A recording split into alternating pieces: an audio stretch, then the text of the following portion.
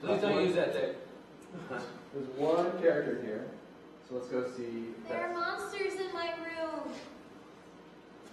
All right. What's that sound coming from underneath the bed? Well, so the a little close to this edge here. Yeah. It's hard to tell. So there's something glowing under here, but I'm not too sure. This is It should be a grabbable object. It should be a what? There you go. Yeah. Grab it. You should be able to grab it and pull it. There you All right. Did I do something? go. Yeah. Child move. All right.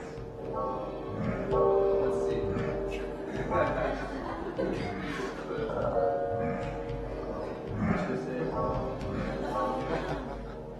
All better. I'm too scared to go. Right over here.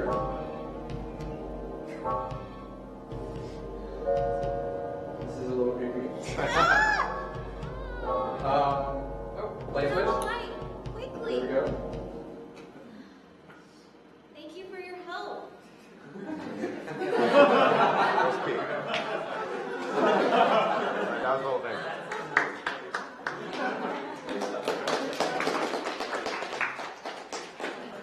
The door was initially supposed to be opened at the end, but we were facing some bugs at the midnight hour, so we just left it open. All right. So yeah, the space, so a little bit echoing the first team into like theming, like the idea of a child in bed who's afraid is like a nice solid theme to match what the assignment's going for. And like the opening moves, like there was a voice, something about helping me, and it wasn't immediately clear where that was coming from. But I sort of just used process of elimination, and there appeared to be a character in bed, so I sort of made that assumption. At the same time, you mentioned the door to the bathroom was open, and it was like, I was like glancing around, and I saw this bright spotlight in the corner, and it was like, oh, is there something there? And so just the power of spotlights, and especially when you put the guests into the mode of looking for something, was really, like, it just started to draw me.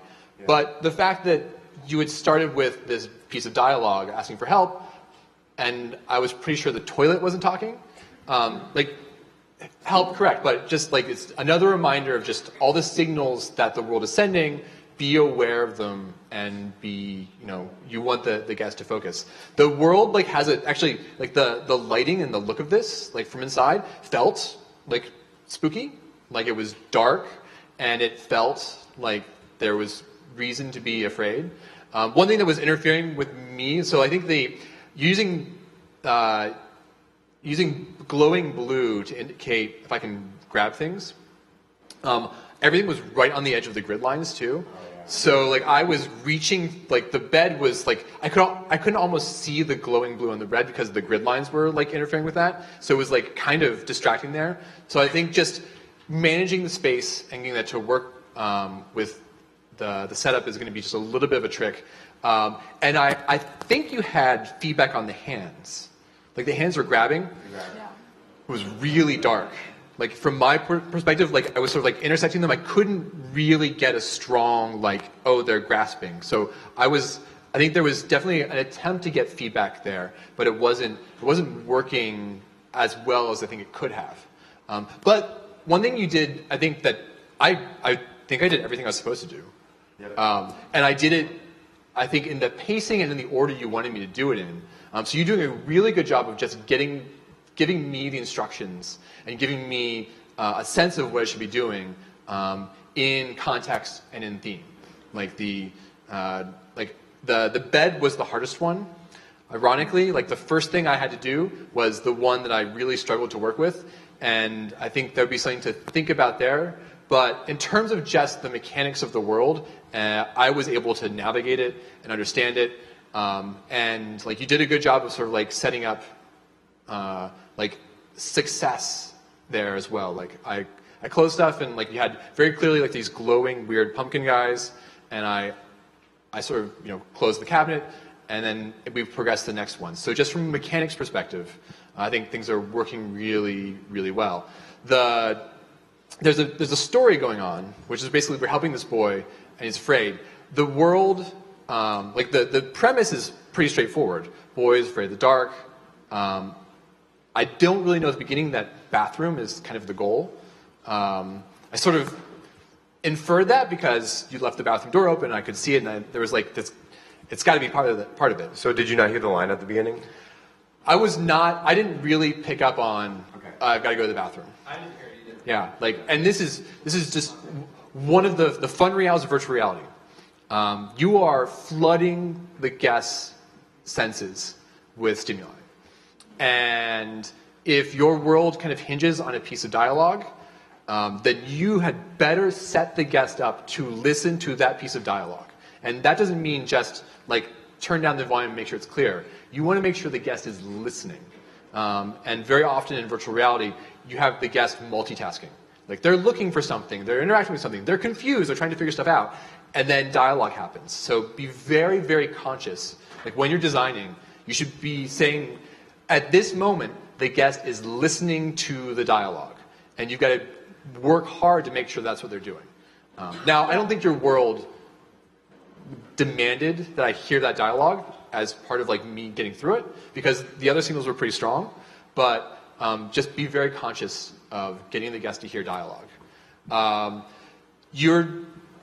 would say like the scariest thing in this whole world was the little boy.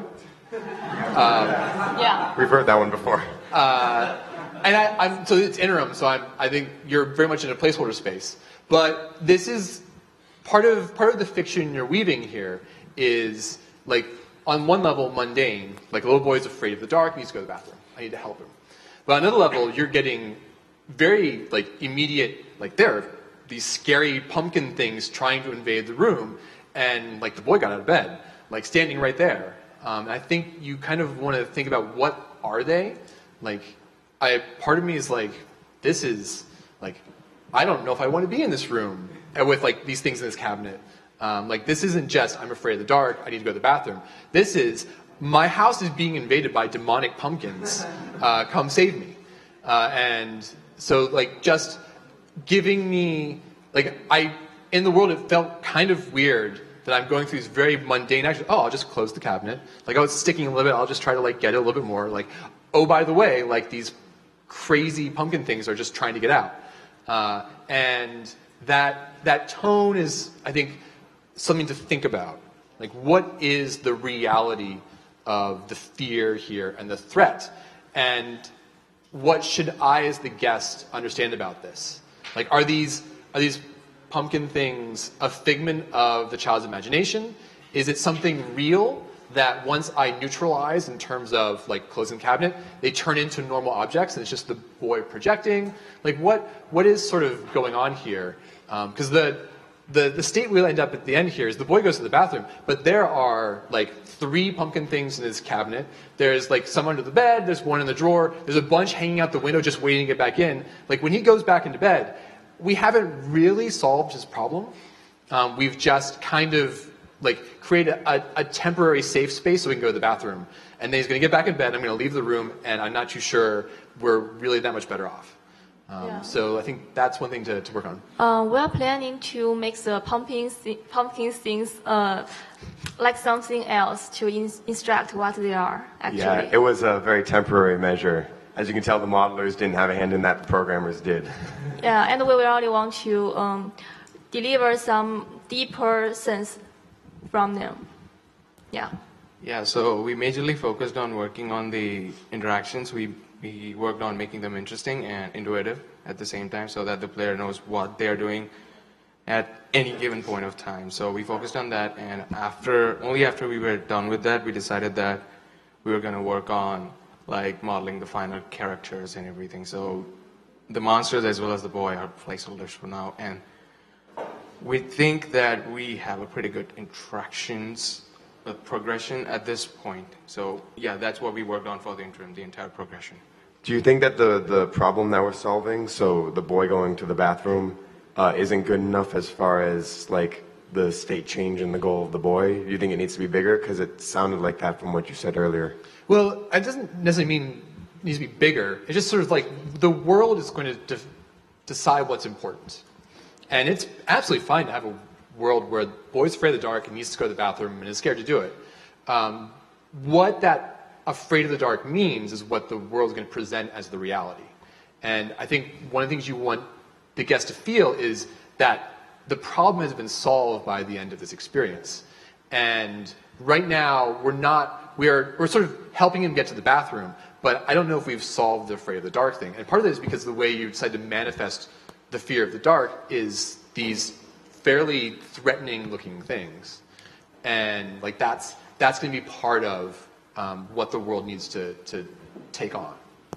Yeah, let me ask, are the monsters real? No. Okay, so the monsters are in the boy's imagination, but somehow we can see them.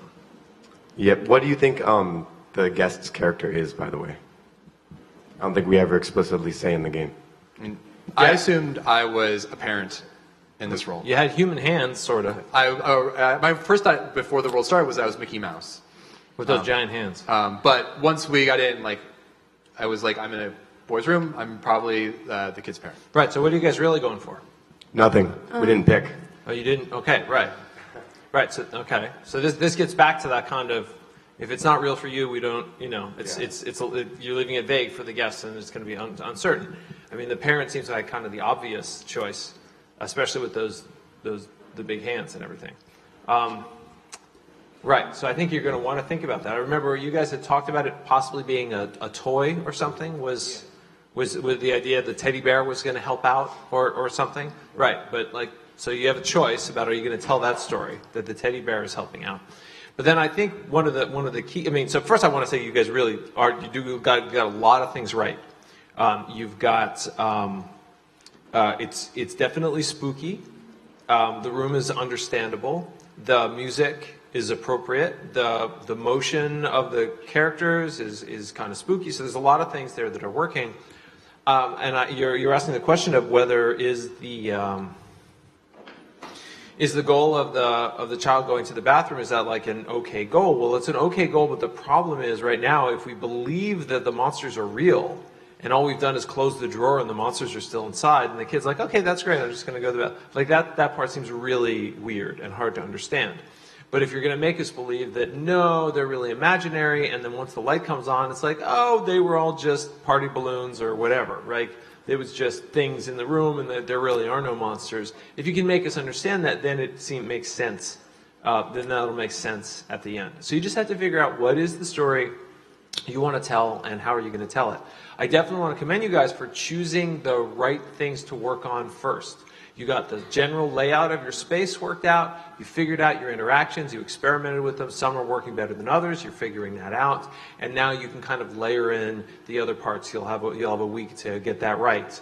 And so that definitely is a good way to go, as opposed to going the other way, where you may find later that your interactions don't work, and then you've got real troubles. Actually, we are trying to add some significance to this story. Actually, at first we had a very deep story, and then we found that it is very hard to realize and deliver the significance to the players. And then we did some modification, but up to now, I think our intention is to make the player and the monster connected to the boy. Actually, they are not real. The player and the monster, they are not real. But to the boy, they are real. So it is why we can see them and we can communicate with them, something like that. Got it. So what's the weirdest thing in your world? The boy.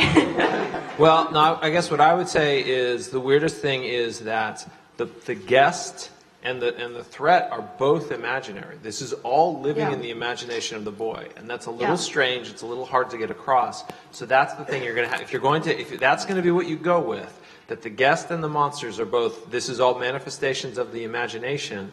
You're going to have to think hard about how are we going to get that across. Yeah.